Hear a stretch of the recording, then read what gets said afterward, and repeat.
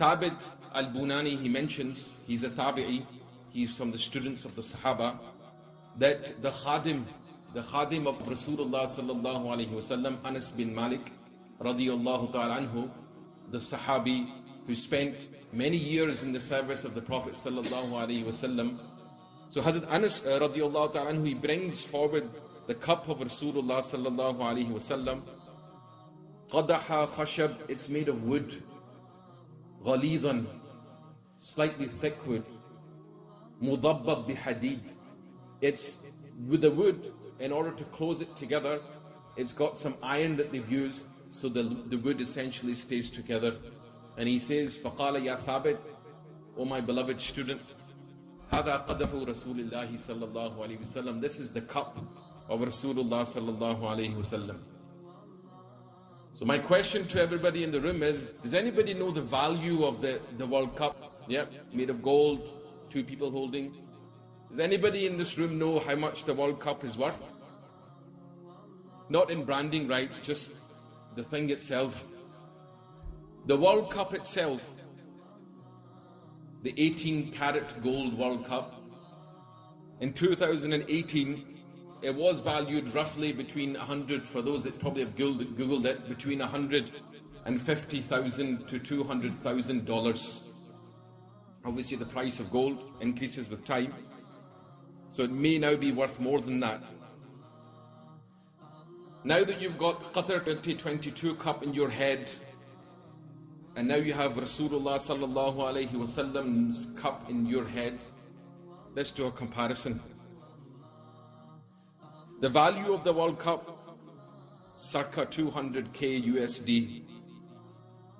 When the Prophet sallallahu alaihi wasallam's cup went to Anas bin Malik, then it went to his son, another Ibn Anas rahimahullah, someone decided to sell that cup of Rasulullah sallallahu alaihi wasallam.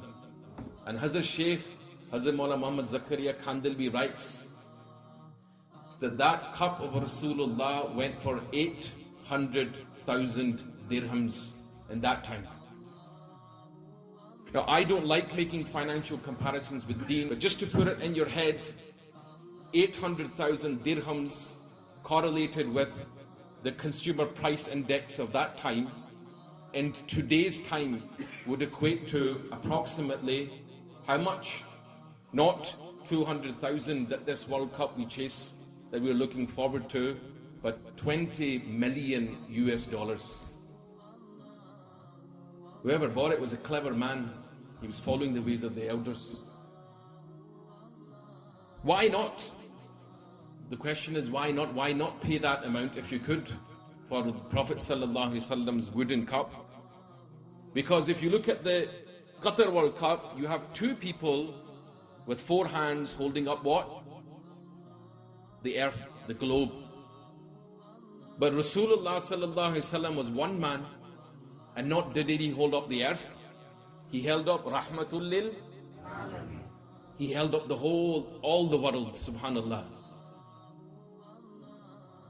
So we move on, that even for argument's sake, if one day the World Cup in value, in commercial value, what equates 20 million pounds? Because, you know, we live in a world, if you haven't already realized, is very fake. Currencies can explode, they can implode. They say that approximately 1 billion watches the World Cup final, or will watch the World Cup final, up to about 2 billion. Now that's just one World Cup every 4 years, because understand the world, it's there just to give you that excitement, then it goes for another 4-year cycle to catch the next person, to catch the next person, to catch the next person. But when it comes to the cup of the beloved Nabi sallallahu alaihi wasallam, and the characteristics that it stands for, the person that it stands for, that the first person that comes on this ummah of Nabi sallallahu alaihi wasallam to the last one, whether that's going to be trillions, quadrillions, quintillions, decillions, that is how many people will be looking or wanting to look at or following the values of the cup of Rasulullah sallallahu alaihi wasallam. You see, the reality is that it doesn't make a difference how much Qatar spends.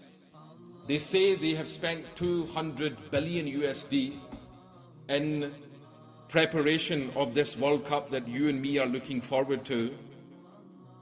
But as the name Qatar suggests, it's from the Arabic, perhaps Qatara, drops. It's only ever a small drop when it comes to the comparison of something that you and me had been given from day one. What you and me had been given that we perhaps did not value as much as we should have valued. Allah, Allah.